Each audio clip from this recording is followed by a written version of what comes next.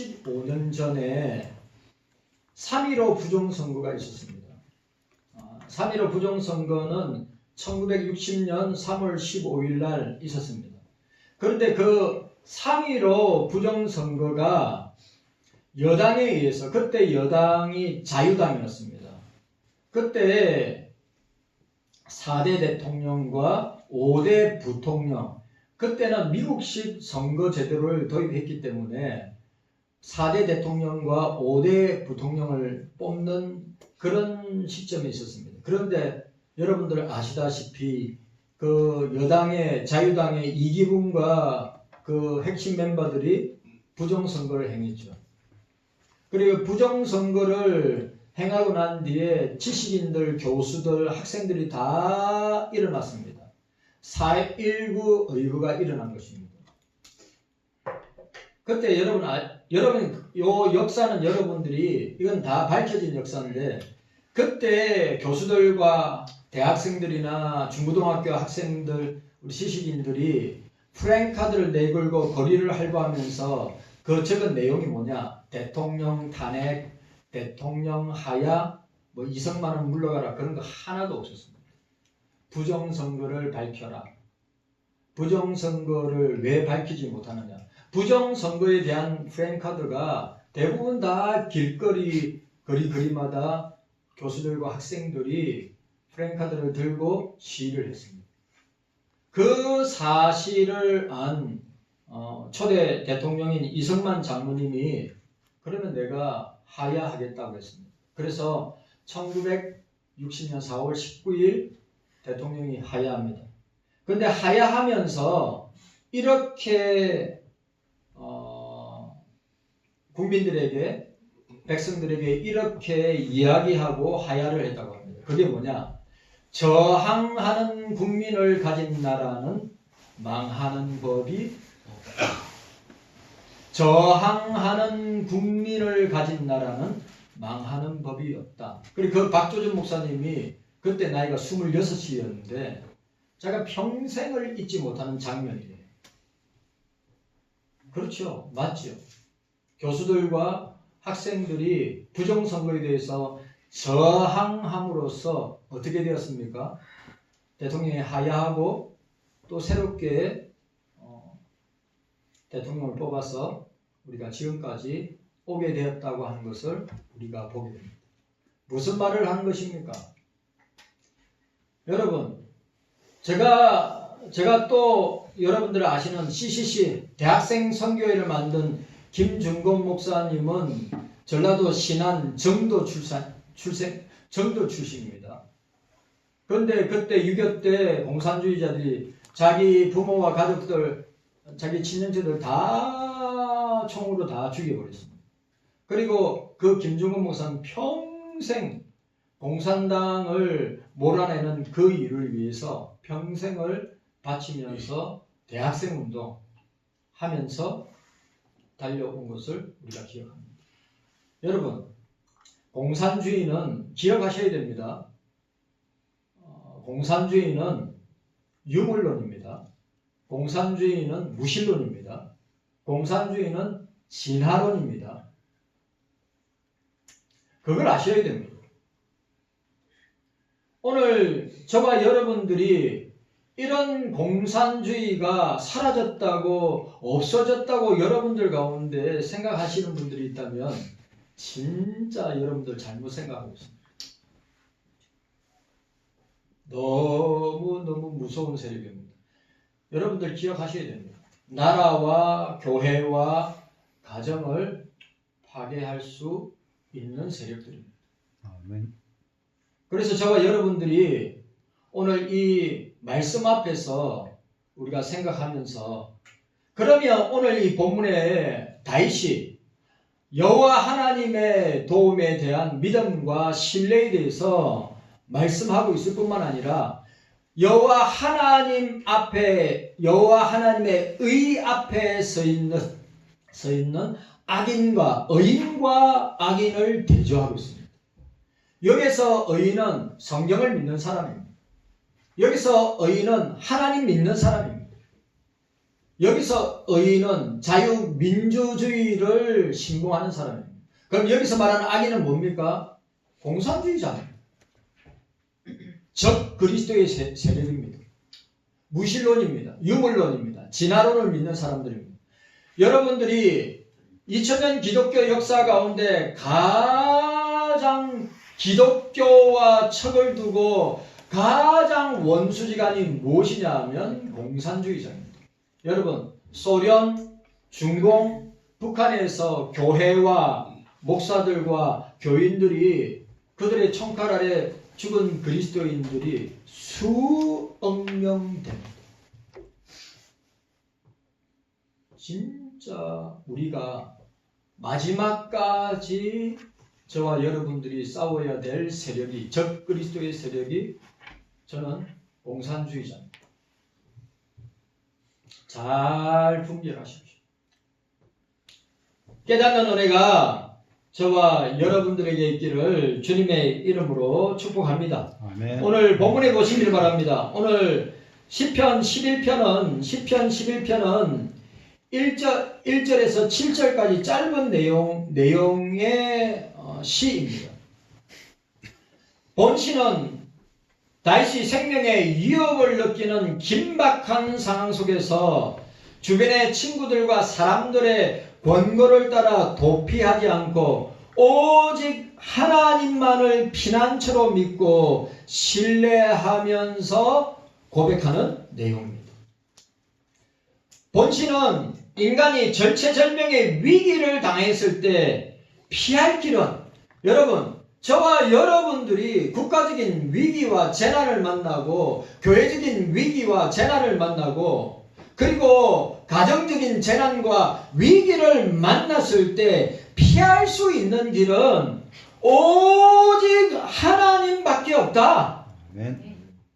세상에 있지 아니하고 환경이나 문제에 있지 아니하고 상황에 있지 아니하고 그리고 자신에게도 있지 아니하고 오직 하나님만을 절대 믿어야 한다. 아멘. 라고 하는 것을 오늘 다윗이 우리에게 보여주고 있습니다. 하나님을 믿어야 됩니다.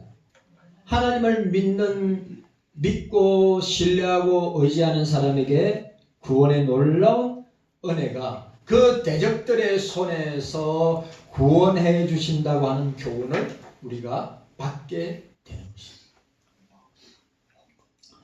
본시가 오늘 우리에게 본문에 나와 있는 다윗이 영정으로 한 노래라고 되어 있는데 본시가 쓰여진 시기에 대해서 본시가 쓰여진 시기에 대해서 여러 가지 견해가 있습니다. 첫 번째가 다윗의 장인인 사울왕의 추적을 당할 때 썼다고 이야기하는 사람이 있습니다. 두 번째가 뭐냐면 자기가 가장 사랑하던 아들인 압살롬의 반란으로 인하여서 쓴 때라고 말하고 있는 것입니다. 그리고 하나가 이방연합군들과의 전쟁 중에 위기를 겪게 된 것을 이야기하고 있다고 합니다. 그러나 이 견해들 가운데 다 함축적인 의미를 다 가지고 있습니다. 그러니까 무슨 말이냐 하면 위기를 만났을 때, 어려움을 만났을 때, 환난을 당하고 핍박을 당했을 때 우리가 피할 곳은 그 어디에도 없다. 오직 주님밖에 없다. 아멘. 오직 하나님밖에 없다고 선포하고 있습니다. 자, 본시는 두 부분으로 나눌 수 있습니다. 전반부 1절에서 3절에 다윗이 대적들에 의해 핍박으로부터 하나님께 피할 때 친구들이 인본주의적인 사고방식으로, 세속주의적인 사고방식으로, 종교다원주의적인 방식으로 악인들이 득세하는 현실을 도피하라고 지금 친구들이 권고하고 있습니다. 여러분, 그러면 우리가 이 1절에서 3절의 내용을 우리에게 적용하면 우리가 국가적인 위기를 당하고 어려움을 당하고 있을 때 우리가 도망하고 피하고 외면하고 국가가 어떻게 되든지 말든지 아무런 신경을 쓰지 않고 내 일만 한다. 나는 전혀 그런 데 관심 없다. 그리스도인일 수가 없습니다. 그리스도인들은 국가가 어려움을, 여러분 나라가 없는데 국가가 없는데 교회나 가정이나 저와 여러분들이 존재할 수 있고 우리가 살 수 있습니까?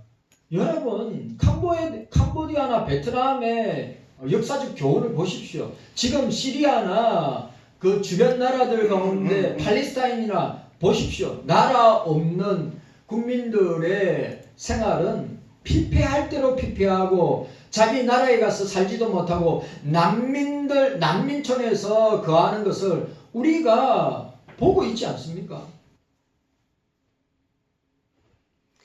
그러니까 여러분 이런 상황 가운데 우리 대한민국이 국가적인 어려움과 위기 가운데 있을 때 그거는 정치인들의 문제고 그거는 그거 좋아하는 사람들의 문제고 나는 그거 하나도 관심 없고 하나도 신경 안 쓰고 하나도 나는 의미를 부여하지 않는다. 예수 안 믿는 사람들이야 그렇게 말할 수 있지만 예수 믿는 사람들은 그렇게 하면 되지 않습니다. 우리가 다윗의 교훈을 통해서 알 수 있는 것이 무엇입니까? 이런 위기를 만났을 때 도망가는 것이, 숨는 것이 다가 아니라고 하는 것을 우리에게 보여주고 있습니다. 자, 후반부 보시기 바랍니다. 후반부 4절과 7절에 하나님의 공의에 근거한 심판이 있음을 믿으며 참된 구원은 현실 도피가 아니라 하나님을 절대로 믿고 하나님의 주권과 섭리를 믿으면서 그 하나님을 의지해야 된다고 하는 신앙 고백을 보게 됩니다. 솔직히 여러분 그 박조준 목사님이 그 이야기를 했습니다. 대한민국은 지금 체제 전쟁, 이념 전쟁으로 갈라져 있다. 그리고 지역과 세대와 계층 간에 첨예하게 분열이 되어서 싸움을 하고 있다.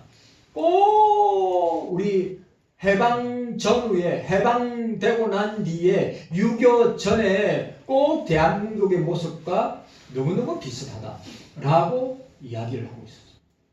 그래 보니까 지금 우리 대한민국의 모습이 그런 모습입니다. 그럼 그런 모습 가운데 우리 그리스도인들은 어떻게 해야 되는가? 우리 다윗을 통하여서 다윗도 마찬가지 그런 위기 상황을 맞이했을 때 산으로 도망가든지 새처럼 날아가서 피하든지 아니면 외면하든지 하지 아니하고 어떻게 적극적으로 하나님을 믿고 하나님의 주권과 섭리를 믿고 하나님께서 도와주실 줄로 믿고 나아가는 다윗의 신앙 고백을 보게 됩니다.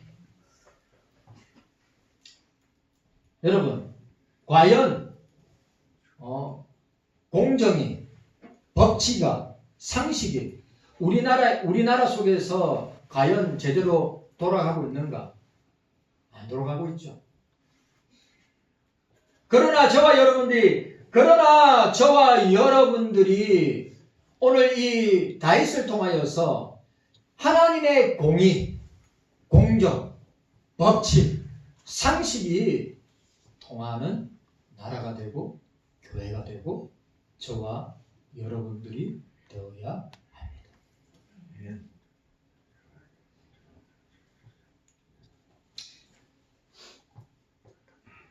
하나님의 공의에 근거한 심판이 있음을 믿으며 참된 구원은 현실 도피가 아니라 하나님을 절대 믿는 믿음에 있음을 우리가 깨닫고 고백하고 하나님께 전적으로 의지해야 합니다.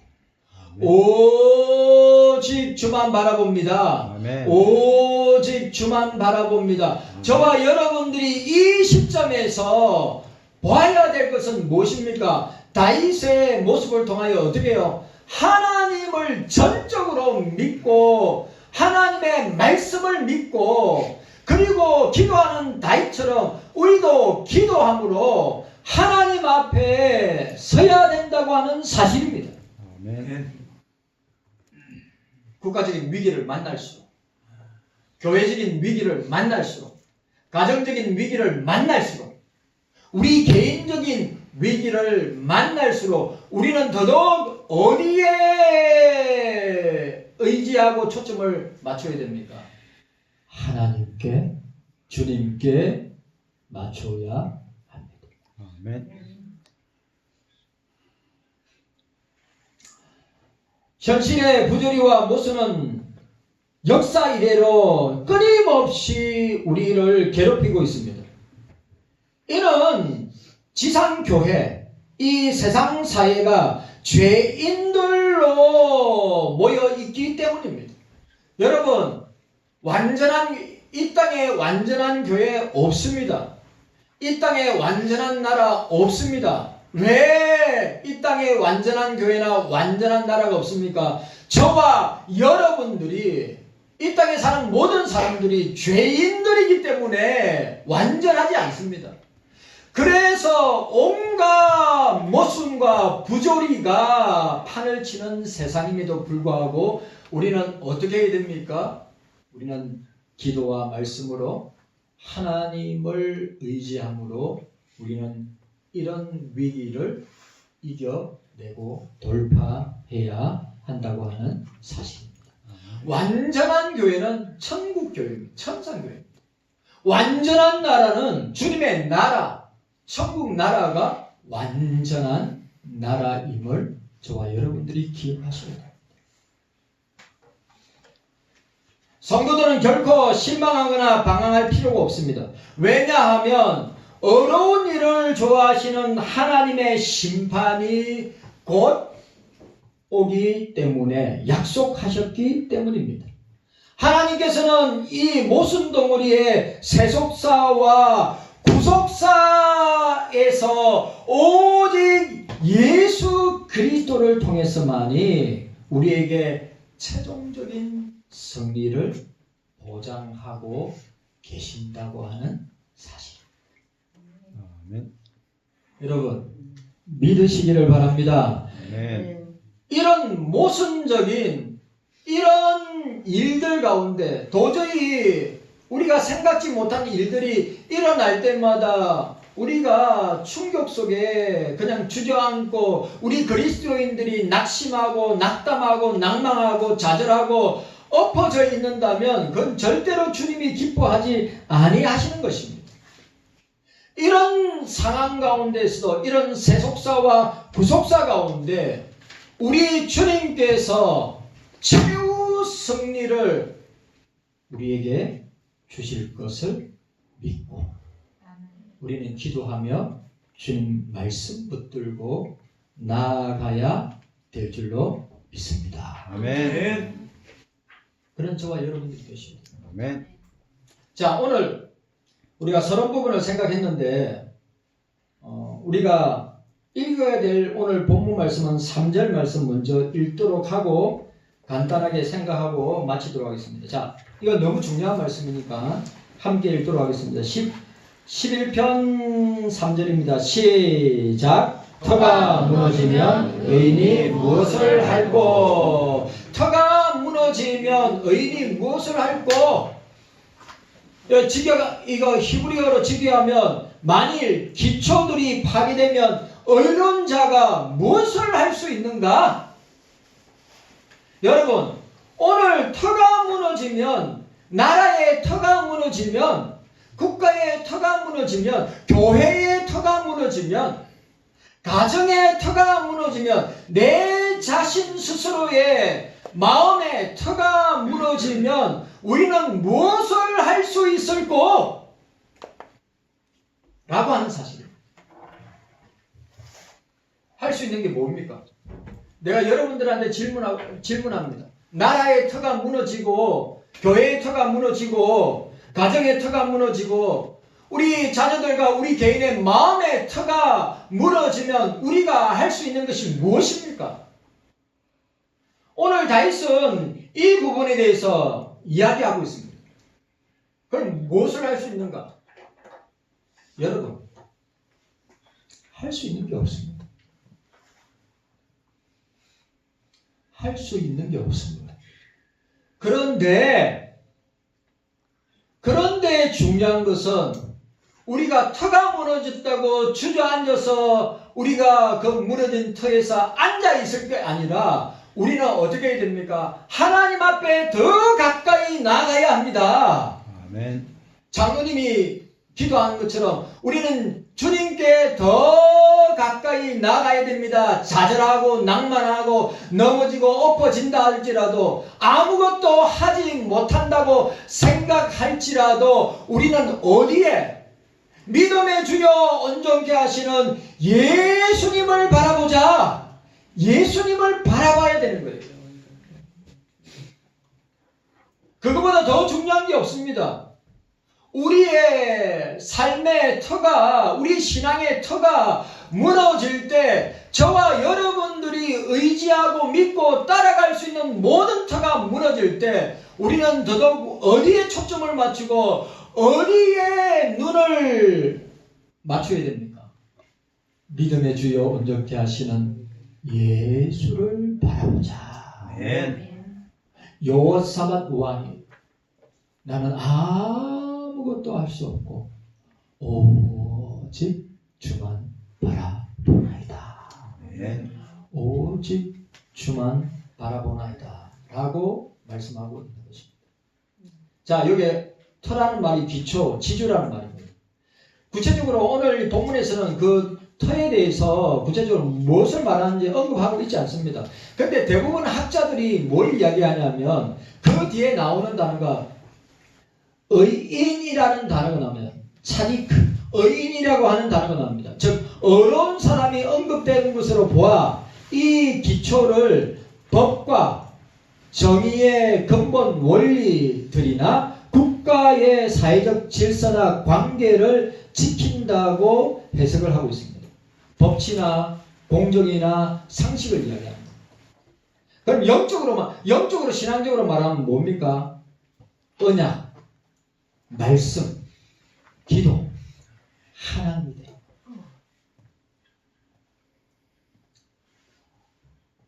이는 악인이 마음이 올바른 자, 정직한 자를 화살로 쏘아 죽이는 상황이 벌어지고 또 그 후에 닥쳐올 혼란 속에서 의인은 아무것도 할 수 없다는 매우 현실적인 고민을 반영하고 있는 말씀인데 터가 무너지면 의인이라 할지라도 아무것도 할 수 없는 상황에 처하게 될 것을 불을 보듯 뻔한데 그러면 그런 상황에 놓여 있을 때 우리가 할 수 있는 것은 무엇인가? 나라의 터가 무너지고 교회의 터가 무너지고 우리 가정의 터가 무너지고 우리 자녀들의 우리 개인의 마음의 터가 무너질 때 우리가 할 수 있는 것은 어떤 것인가? 여러분, 제가 오늘 에스더 5장, 6장, 7장, 8장, 9장, 10장까지 읽었는데 아시죠? 여러분 똑같은 상황이라고 저는 생각합니다. 아시죠? 하만이 유대인들을 127도, 여러분 127도가 얼마나 넓은 땅이냐면 인도에서 아프리카까지, 그러니까 우리의 지구의 절반이 바로 인도에서 아프리카까지인데 127도에 있는 모든 유대인들을 죽이는 것입니다. 그리고 크세리크스 왕이 도장으로 인을 쳤습니다. 그러면 어떻게 되는 것입니까? 127도 안에 있는 모든 유대인들은 목매달아서 교수형에 처할 수밖에 없는 상황 가운데 있습니다. 그런데 그것을 반전을 시키거나 그것을 뒤집을 수 있는 사람이 없습니다. 단 두 사람. 127도 안에 있는 모든 유대인들은 목매달아서 교수형에 처할 수밖에 없는 상황 가운데 있습니다. 그런데 그것을 반전을 시키거나 그것을 뒤집을 수 있는 사람이 없습니다. 단 두 사람. 127도 안에 있는 모든 유대인들은 목매달아서 교수형에 처할 수밖에 없는 상황 가운데 있습니다. 그런데 그것을 반전을 시키거나 그것을 뒤집을 수 있는 사람이 없습니다. 모르드게와 에스더입니다. 여러분 127도입니다. 지구의 절반 안에 있는 모든 유대인들이 교수행에 처해지겠는데 그것을 누가 들었습니까? 모르드게와 에스더가 듣고 어떻게 합니까? 나의 일인 것처럼 어떻게 하죠? 금식하고 회개하며 죽으면 죽으리라 하고 기도하며 나아갔습니다. 경석교회 성도 여러분들, 오늘 주님은 엄청나게 많은 사람들, 주님은 다수의 많은 사람들을 사용하시는 것이 아니라 오늘 보세요. 예? 두 사람, 모르드게와 에스더를 통해서 어떻게 해요? 127도 안에 있는 모든 유대인들이 교수형을 당할 수 있는 그 상황 가운데 그들이 어떻게 했다고요? 금식하며 기도했다는 말이죠. 회개하고. 그 앞에 또 누가 나옵니까? 느헤미야가 나옵니다. 느헤미야도 예루살렘의 소식을 듣고 바벨론 포로로 끌려가서 70년 동안에 바벨론 포로 생활하고 돌아오기 직전에 이스라엘의 예루살렘의 소식을 들었습니다. 성전은 파괴되고 예루살렘 성벽은 무너졌다 할 때 그 느헤미야는 자기 일인 것처럼, 그리고 자기의 죄인 것처럼, 선조들의 그 부모들의 선조들의 죄인데 자기의 죄인 것처럼 회개하고 금식하며 눈물로 주님 앞에 나아갈 때 어떻게 됩니까? 바벨을 통해서 예루살렘 성전이 건축되고 느헤미야를 통해서 어떻게 합니까? 예루살렘 성벽을 재건하게 되고 에스라를 통해서 회개 운동이 일어나게 되는 것입니다.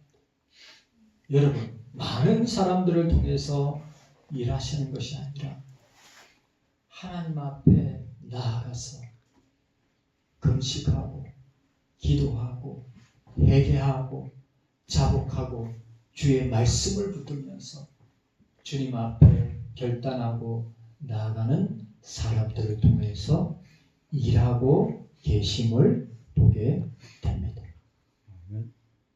여러분, 오늘 대한민국적인 상황 가운데 일어난 일들은 누구의 책임입니까? 대통령의 책임입니까? 아니면 유정자들의 책임입니까? 저는 그렇게 생각하지 않습니다. 이런 일이 벌어지게 된 것은 교회가, 목사와 교인들이 바로 서지 못한 하나님의, 주님의 징계라고 생각합니다. 그렇기 때문에 저와 여러분들이 금식하고, 다음 주간에 고난주간입니다. 금식하고 회개하고 기도하면서 주님께서 대한민국을 향한 뜻을 밝히 드러내시도록, 왜요? 지도자를 세워야 됩니다. 밝히 드러내시도록 기도하는 저와 여러분들이 되시기를 주님의 이름으로 축원합니다. 여러분, 진짜입니다. 대한민국을 살리는 길은 교회가 바로 서는 것입니다. 목사가 바로 서는 것입니다. 교인이 바로 서야 국가의 터가, 교회의 터가, 가정의 터가, 우리 개인의 터가 세워지는 줄로 믿습니다. 터가 무너지면 저와 여러분들이 무엇을 알고 무엇을 하겠습니까? 회개해야죠. 무엇을 하겠습니까? 금식하면서 기도해야죠. 무엇을 하겠습니까? 말씀을 붙들어야죠. 무엇을 하겠습니까? 주님을 의지하고 믿고 붙들고 나아가야 될 줄로 믿습니다. 아멘. 깨닫는 은혜가 저와 여러분들에게 있기를 바랍니다. 주님 감사합니다. 우리 모두에게 깨닫는 은혜가 있게 하여 주시옵소서. 하나님 아버지, 터가 무너지면 다 무너지는 것입니다. 나라의 터가 무너지고 교회의 터가 무너지고 가정의 터가 무너지면 다 무너지는 것입니다. 하나님, 그러면 우리 그리스도인들은 무엇을 할 수 있습니까? 아무것도 할 수 없습니다. 그러나 우리가 회개하고 금식하고 기도하고 돌이키고 주님 말씀 앞에 붙들고 주님을 바라보며 나아갈 때 하나님 아버지, 이 국가적인 위기, 교회적인 위기, 가정적인 위기, 우리 개인의 위기를 이겨낼 줄로 믿습니다. 주님 도와 주시옵소서. 감사드리옵고 예수님의 이름으로 기도하옵나이다.